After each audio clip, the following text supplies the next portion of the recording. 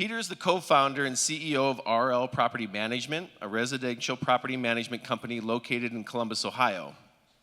RL manages over 650 units, and together with his business partner, Peter also owns a handful of rental units, as well as a small engineering company. Peter received his bachelor's in electrical engineering. Shocker, and once I got to know Peter, it was like, oh, it's a lot like Ray, these engineers, they're all the same, right? And he spent 5 years in the control system engineering industry full-time before founding RL Property Management in 2013. He has developed a following for his property management process and systems expertise, including 21,000 followers on Twitter, 17,000 email newsletter subscribers.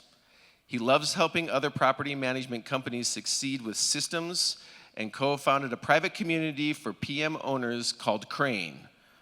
Peter also hosts a property management podcast.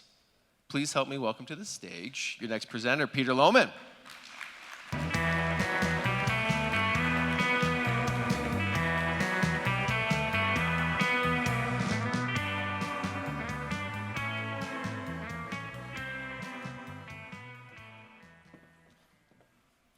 All right, welcome everybody. It's always tough going right after lunch, but we're going to jump right into it. I'm thrilled to be here today speaking with all of you about how you can build influence with your peers and with your team. I got a great introduction there, so I won't spend too much time on this. As mentioned, I own a property management company in Columbus, Ohio. We manage over 700 doors, and I've been in and around property management in the broader industry around 4 years ago, and kind of poked my head up above water and decided to see if I can make an impact in the broader industry. And so over the course of those 4 years, I've been involved in a newsletter, a podcast, speaking, co-founding Crane, and just generally immersing myself in the property management world. So I live and breathe property management. It's what I think about. It's what I'm hugely passionate about.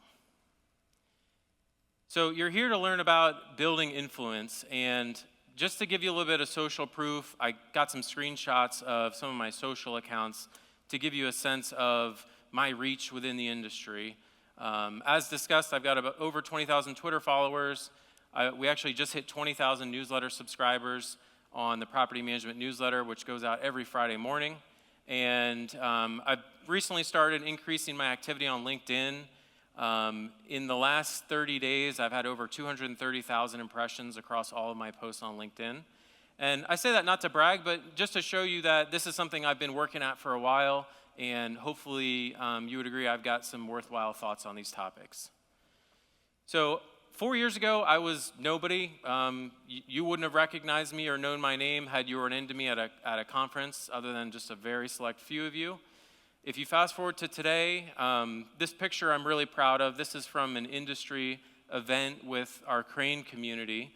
Our members flew from all over the country to have a meetup with us in Denver, and we spent a day and a half with these great, fine folks who are leaders in the industry. And this picture is really meaningful for me because it shows that if you really kind of follow some of the things I'm going to talk about and stick with it, you can achieve a level of influence that people are willing to fly to hang out with something you created or hang out with people that are involved with you. And that for me, that's been deeply meaningful because it's having to do with property management, which is something I'm passionate about. But at heart, I'm still just an ops guy, and I'm just a nerdy property manager with an engineering degree who hung around the industry for long enough to figure a few things out, started sharing those things, found my voice, and that's really kind of the origin or the background. And I love this meme that I made a couple weeks ago. I'm definitely the ops team from this picture, and I do enjoy, getting out and being involved with the broader industry, but I also have a deep passion for operations, and I know a lot of you here are deeply integrated to the operations of your property management companies. Okay, so what are we going to talk about today? We're going to go through 3 main areas that I want you to think about as you're deciding how to achieve a level of influence or trust with either your peers in maybe the broader community or with your team, if you're thinking about this through the lens of leading a team or starting to build influence within the company that you work at. I think as I thought through this presentation, both of those lenses are valid for what I'm going to be talking about. So you don't necessarily need to have a goal of becoming a, quote, influencer. Far from it. The things I'm going to discuss today are really useful regardless of who you're trying to communicate with, whether that's your team, your company, or your community, and of course, if you're speaking with a broader industry as well. So, actually, let me go back here. So we're going to talk about mindset first, because if you don't have your head right around this, it's going to be much harder. Then we're going to talk about the actions that you need to take. I'm going to give you some specific concrete steps you can take as you're trying to build influence and build trust. And then we're going to talk about content. I'm not going to be giving you content ideas, but I'm going to be giving you ways to think about content and ways to think about what are the types of things and how should you talk about those things as you are working on building trust. So let's start with mindset. I really want to get this through to everyone who's in this room today. You are worthy of being heard. And that sounds like something really basic or simple, but when I talk with other people and they start asking me questions about why do I see your name everywhere, and why is it that you are like a leader in this industry, and I start asking them questions about what they're doing or not doing along those lines, sometimes I'll hear them bring up an objection of like, oh, I don't really have anything worth saying, or I'm not smart like you, or I don't have any insights. And I believe that is false. I believe every single person brings with them unique insights, unique experiences, unique deep areas of expertise. And a lot of times those things overlap in really interesting and novel ways that the world needs to hear from you about. So if you don't believe you have anything worth sharing, or you don't believe you've done anything interesting, it's going to be hard to convince others of that. So the first step is to really get comfortable and get confident in your own experiences and your own background so that you can step forward with confidence in terms of building influence and building trust. And so I really believe like anyone you speak with has an interesting point of view or a different idea, and you can learn something from them, and that's true for you as well. I really want to get that through to you, because if you can internalize this idea, you're going to find it much easier to come up with content and be comfortable sharing the very interesting and novel ideas that you have. The other thing to understand here is that the people who actually matter will take you seriously. You don't need to appeal to everybody when you are starting to share content or starting to tell your story. It's completely fine and normal that the majority of people may tune you out, especially at first. And it doesn't mean you're doing something wrong, and it's not a reflection on your value. It's just how this works.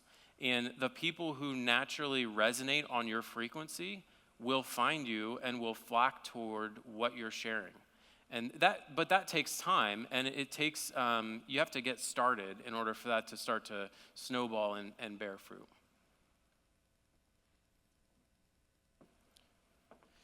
So the next thing with mindset is you really need to understand your audience. The folks that you're going to be speaking to, it helps if you can get a really specific, clear picture of who they are in your mind.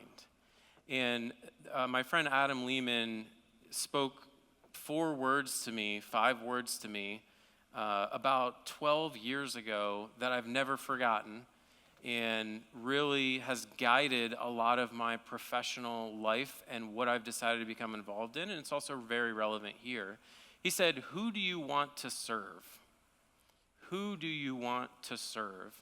That the specific words that he used there have just been burned into my brain and have helped me choose who I engage with, what companies I start, and who the customers of those companies are going to be.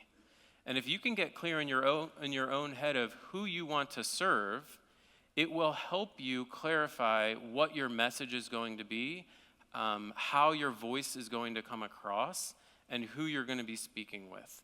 And I really encourage you to think about who would you be comfortable serving for the next 10 years. And that's the group that you want to orient your messaging and your content and your businesses around. It's a very, very powerful concept. The other trick I like here is when you start thinking about how do I build influence, how do I find my voice? If you get specific about who you want to serve, that's the first step. The next step is think about a specific person. When especially when I was really active on Twitter, a lot of my best tweets would be things I would have texted my business partner. That specific tone and level of insight really worked well in that sort of text-based social platform. And there's something about when you are communicating with another specific person in your life, especially someone you know well, there's a way that you communicate with them that is compelling, and it is succinct, and it makes assumptions about a shared level of knowledge that when it's not something that you would intuitively share with a broader audience, but it turns out when you do, it works really well. And the people who are meant to hear what you have to say are going to tune in right away. So this is a really powerful thing that I still use today, is I'll think about a specific person in my mind, and I'll create content as if I'm emailing that person or texting that person or creating a Loom video for that person. The last thing to understand here, more of a tactical item, is where are these people hanging out? What platforms are they hanging out on? Or where physically are they hanging out in your city if you're building more of a local, trying to build your influence locally? All right, next thing on mindset is your presence and attitude. I still believe that the way you come across matters, from the way you dress to the way you speak, and specifically with your attitude. Earlier in life, I was a bit of a whiner and a complainer, and it still comes out from time to time, but I've worked hard to eliminate that as much as I can, especially when I'm speaking in a public way. Of course not on stage, but in a social network or at work or at a conference in the hallways. I try to eliminate negative thinking and negative speaking, even though that was kind of a deeply ingrained habit for me, because no one wants to follow a whiner.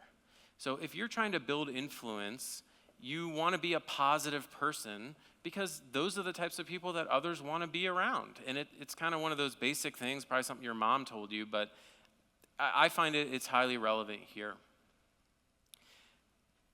Some of you know, especially if you've read How to Win Friends and Influence People, which is an awesome book. I read that book around the same time that I read Rich Dad, Poor Dad. I highly recommend both of those books. You know, if you've read that book, that one of the best ways to make people like you is just ask them questions about themselves. If you spend 30 minutes talking to somebody and all you do is ask them intelligent, active listening-based questions about them, they will walk away from that conversation saying, that was one of the best conversations I've ever had. That person is fascinating. Even though you hardly spoke at all, it's because you were taking an interest in them. And this applies at a lot of different levels, not just in a one-to-one conversation. But you should cultivate a habit of being focused on other people and how you can solve their problems or speak to their issues if you're looking to build influence and become a trusted advisor or a trusted source. Confidence is also really important here. This kind of goes back to what I said at the beginning, but if you are not confident in what you believe and in the way you carry yourself, other people are going to have a hard time deciding to follow you or learn from you. And there's a lot of great books written and great talks you can watch about how to develop your own self-confidence, but if that's a blocker, that's something I would definitely start with. I love this quote here at the end. There's always time to behave courteously and treat people with respect. That is something that I have to remind myself of from time to time. Okay, so we've talked about mindset. So once you have the right mindset around building influence and becoming a trusted source, what are some of the actions you should take? In order to build trust and influence, you need to be remembered. If someone doesn't remember who you are, you're obviously not going to become a trusted source. But in order to be remembered, you need to actually be seen. And I know this is the part that a lot of folks can get uncomfortable with, and I'm going to give you some strategies on how you can get comfortable with it. But I need to emphasize for a moment that you do need to put yourself out there if you are hoping to build any type of trust or influence within a broader set of humans. And I got some screenshots here kind of showing the different areas that I show up. You don't need to become a professional influencer here, but what you do need to do is pick a couple online or offline areas where you are comfortable and where you feel that it's easy to show up in, and do that. And find the norms of those platforms or those environments and get involved and talk to other people and start sharing content. I don't encourage folks to try to tackle multiple platforms at the same time if we're speaking about online platforms. If you are not currently active on any social media platforms, do not try to start posting on Facebook and LinkedIn and making videos on TikTok all at the same time. Pick one of those that feels the most natural for you in the format that feels most natural for you, and go hard on that for a while. And you will know when it is then time to move to your second platform. So for example, I'm really comfortable with text. You may know that from my newsletter. And so I got started on Twitter because Twitter is a text-based medium. LinkedIn is also a text-based medium. But there's also, you can do video, right? You can create shorts, or you can do long-form video on YouTube. And there's a number of different mediums and platforms that all have their own unique flavor and style. And I really encourage you to try out a few of them or spend some time around a few of them and find the one that feels most at home for you and go all in on that.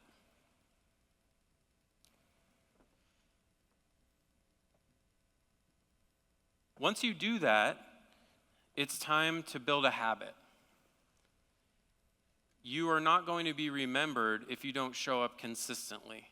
We all know that person, whether it's an old boss or a friend of yours who picked some wild new direction, made an announcement about it, and 3 weeks later, you never saw or heard another thing about it. That is not a way to build influence. People follow people who say what they're going to do, then do it, and then talk about how they did it. Consistency and follow-through is extremely important here if you're going to be someone who others take seriously and look to for advice. The example on the screenshot here on the screen is from my newsletter, and I share it here because you can see that the subject line has stayed consistent for 4 years now. It literally just says, Peter Lohmann's newsletter, issue number X. I've never varied that subject line because there was no reason to, and because, hilariously, some of my open rates are some of the best in the industry. And if you read all of the people who talk about newsletters, they spend so much time obsessing over subject lines and so much time obsessing over A/B testing different subject lines, and they spend so much time on that. And I said from the beginning, I'm just going to ignore all that, and I used the default subject line that came with the first newsletter platform that I was using, and I've never changed it. And it works fine, because the people who open my newsletter aren't doing it because of the subject line. They're doing it because of the author. They know who I am, they know what I'm about, and they know what they're going to get when they open a newsletter from me. And that consistency over 4 years is why 20,000 people read that newsletter every Friday. So if you're going to build if you want to become a center of influence, you need to be known as someone who's consistent and reliable. Okay, next on actions, this is one of my favorite topics. You need to cultivate in yourself a way of speaking about situations and problems that is different from how most people talk about things. Most people, when they're speaking with others, at work or at home, they use a very stream of consciousness way of talking. And they tend to not put a lot of context or background into what they're saying. And so if you're just talking with your friend, you're just going back and forth, and there's nothing wrong with that. In fact, that's appropriate for 95% of situations. But when you are looking to build influence, you want to be the person who ties everything together. And the way to do this is really, you want to, if you're not familiar with this concept of first principles thinking, it's really important here, and you can Google that phrase. There's a lot of good books and articles you can read about the idea of first principles thinking. But it's a way of explaining things from a broader perspective, or from the fundamental forces that are driving the actions or the behaviors that are in question. So, for example, if you're talking with your team about lease renewal rates being down, most people would say, yeah, and last week, I was trying to get a hold of this tenant and then the email wouldn't go through. They're getting very tactical, and they're giving a specific example of what's happening with lease renewals. You want to be the person who shows up to that meeting, not talking about Susie at 123 Main Street and how the email didn't go through. You want to be the person who says, yeah, I really took a look at our lease renewal rates going back 2 years. And I got with our team and I pulled the data, and I was able to track that over the months. And compared to last year, our lease renewals are actually down a little bit.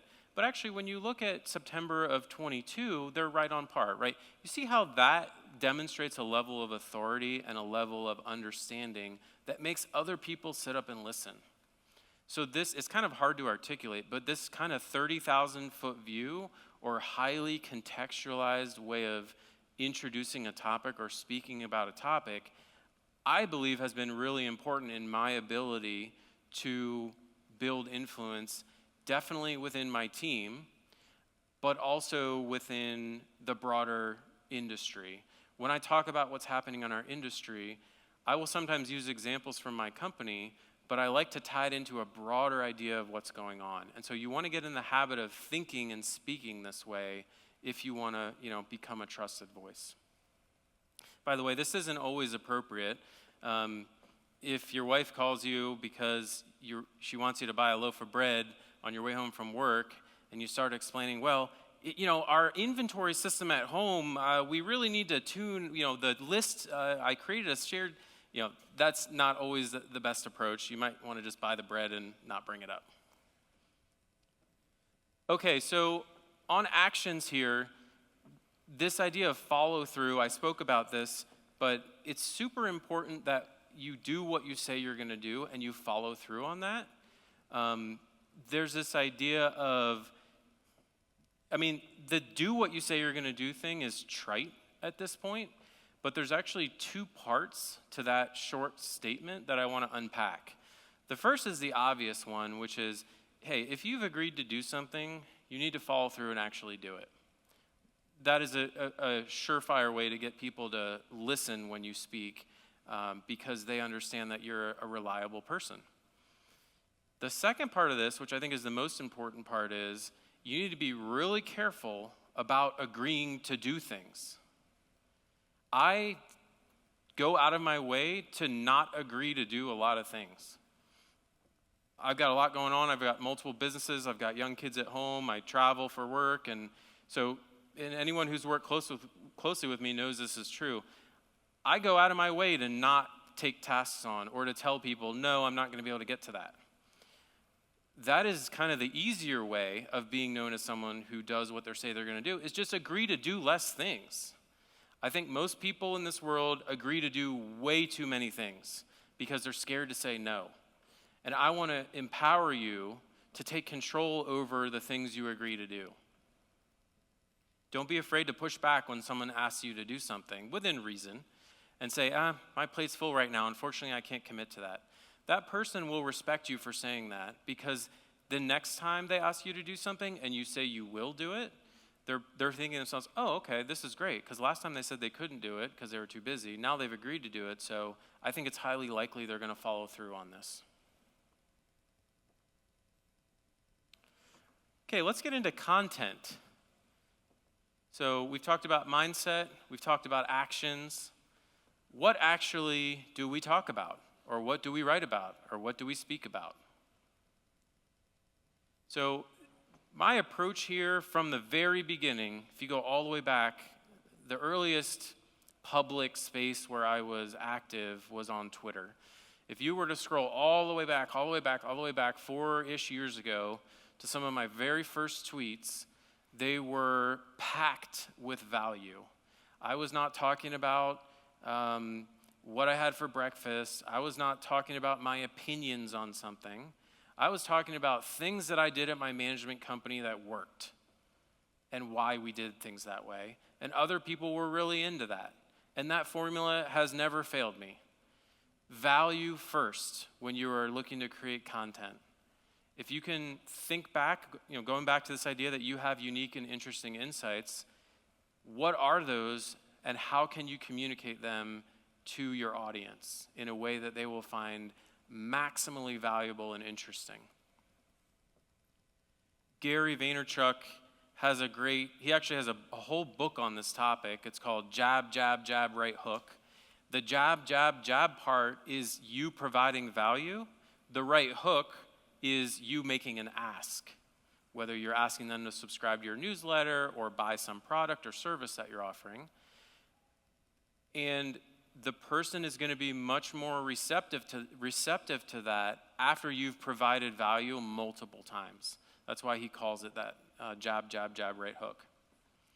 So if you can find tools or screenshots or techniques you've used, anything you can do to find things that other people will think are valuable or interesting and share them, that will get people's attention. And that formula, again, that's never failed for me. What I have found doesn't work so well is telling other people what they should do. And there's a subtle distinction here, but I run into a lot of people who have really big ideas about how other people should be running their business, or how other people should be living their personal lives, or what other people should be believing about this or that. As a human, you know that doesn't work on you, and it doesn't work on your audience either. What does work is talking about what you did and what happened. So I recently did, the screenshot here is from a webinar that I recently hosted about how we use a $300 pre-inspection to cut churn at my management company. And the line that I used is, we started charging $300 for pre-inspections, and it helped our churn drop by almost half. That's me saying what we did and what happened. I didn't entitle the webinar, Why You Should Be Doing Pre-Inspections. Again, it's a subtle distinction, but if you lay the facts out for people, they will draw their own conclusions. And by the way, you don't only need to share things that worked. Sharing things that didn't work is just as valuable. Anyone who's involved with the scientific method and has pursued a doctorate will understand the value of a negative outcome. So I talk all the time about things that we did in my management company that didn't work. And actually, those newsletters get some of the most responses and most engagement out of anything I've ever written. And this is something that anyone can do. Talk about what you did and what happened. It's a great sort of 1-2 formula and way of creating and sharing content that is very digestible and doesn't put up people's defenses. Again, you could use this at your team meetings. Hey team, for the last week, I tried adjusting the language in our maintenance autoresponder, and here's what happened to our time to schedule. Boom. Let your boss draw their own conclusions about whether that was a good idea or a bad idea. So authenticity when creating content is a superpower. just like on the last slide, I talked about things that we did that didn't work. My ability to share that and talk about our failures has endeared me to a lot of people because I'm transparent and honest about what's going on. That authenticity is so rare in today's world on social media with Instagram, and everyone talks about how everything's going beautifully and perfectly at their company. So if you can become confident enough to talk about what's really going on, that will resonate with people in a way that nothing else does. And it's not easy. It's quite scary the first few times you do this, but it is definitely a shortcut. So on the screen here is an email that I wrote to a property owner about a year ago or so that was horrible and rude. And I shared it. I took a screenshot and shared it in a newsletter and talked about how the client fired us, and it was embarrassing for me, and I was setting a bad example for our team, and it actually kicked off a whole big sort of kind of soul searching on my part to understand my contribution to the negative elements of the culture at our company. But it was just a real world thing that happened that I decided to be transparent about. So Drea Bauer, who's in the audience here today, was the first person to really clue me into this idea that people connect with other people, not brands. When I first started on social media, I thought, well, shouldn't I be tweeting from my RL Property Management Twitter account because I'm trying to get more customers? And Drea helped me understand that no one wants to talk to XYZ management company online. They want to talk to Mark Smith, the owner, and they want to hear what he's up to and what's going on with him and his challenges and his successes and what he's doing. So this idea of people connect with other people was a real mind shift for me and a big part of my journey toward building influence and having other people actually listen to what I had to say. We all got the advice in 3rd and 4th grade of just be yourself. And it's a trite expression, but it's very relevant here. And I think it's something that it's hard to understand if you're just getting started, but the longer you're involved with creating content and the more you share online, you will start to find your voice. And if you can lean into that, you will go far. People don't need to hear generic, regurgitated, heard it before a million times content. They want to hear unique and interesting insights that are specific to you. And that can feel scary and vulnerable, but it is what people are looking for in today's world.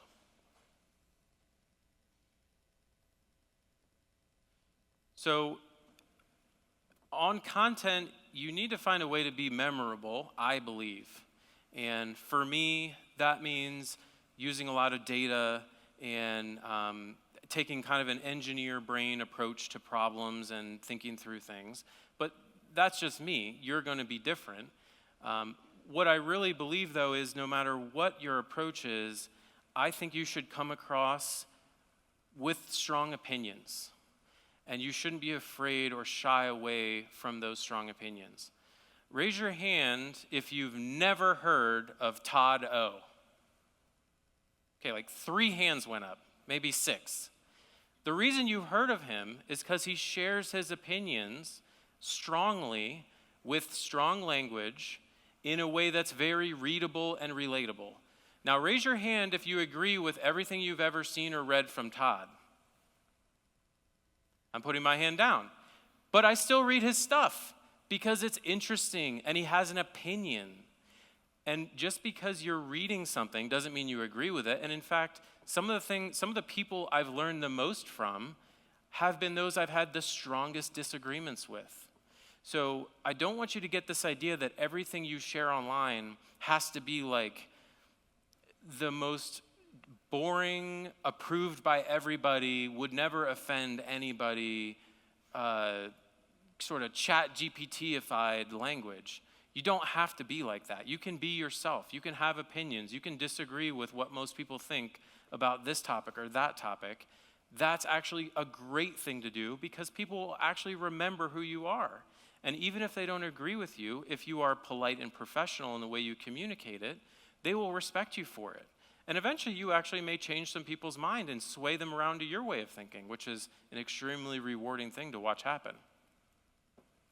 So I really, really urge folks who are trying to build their voice and build some influence and earn the trust of their team and their community and their industry to speak authentically from the heart and don't hold back. State your real opinions, because when people see that in you, it instills a level of trust that far exceeds you just sharing the most boring generic takes of all time, even if they disagree. If you can find a way to work humor in, which is difficult to do, that also helps. I've been experimenting with memes on LinkedIn and in my newsletter. It's been a lot of fun. If you can't read the text here, it says, back in my day, you had to actually pay the rent if you wanted to stay in the apartment. And then it says, sure, Grandma, let's get you back to bed. And those of you who are in California will especially resonate with this. So, whether it's memes or jokes or stories from your life about your kids or what happened on the airplane, I still have people come up to me and talk about stories I told years and years ago that I completely forgot about. It's kind of off the cuff, but it was memorable. Okay, last thing on content is this idea of original thinking. A lot of folks don't really take the time to develop their own opinions on topics. And I spoke a moment ago about the importance of speaking with conviction and not being afraid to share opinions that you think others are going to disagree with. Well, if you never take time away to actually think, you will not even have those opinions. You will never develop an opinion that's different from sort of the dogma of the industry or your community or your company. You need to take time away and think hard about the problems and the issues and what's going on in order to develop a novel insight or approach or idea. And I just don't see people doing this enough.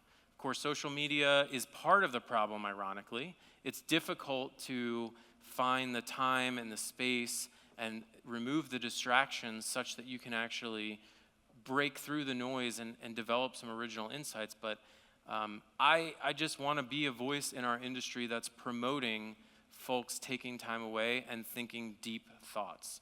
I try to get away for a couple nights around New Year's to think about the upcoming year. I go by myself. I don't bring technology. I just bring a big stack of books. And some of my best ideas have come from that time away from everything.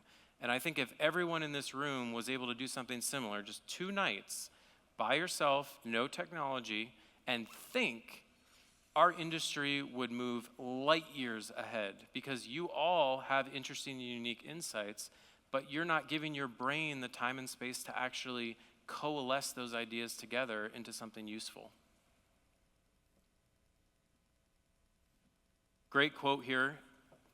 The more you seek others' approval, the more you dilute yourself until you become nothing but the product of everyone else's preferences. And in the end, you still won't have their respect. I love that quote. So I'm going to close with a challenge. I want you to pick a platform, and I want you to set a date and a target. So an example would be like, I'm going to start posting on Facebook, and by December 1st, I want to have developed 5 posts that got at least 10 likes each by people I care about. Or I'm going to start posting on LinkedIn. LinkedIn's a little easier because they give you the analytics. I'm going to start posting on LinkedIn, and by November 1st, I want to have 10,000 impressions across all my posts. I want to challenge you to pick a specific day and a specific target and measure your progress as you go. And in the process, you'll start to develop your voice, and you'll start to get a feel for what type of content you want to make and who you want to create it for. And that is the first step along becoming a trusted voice and building influence. Thank you.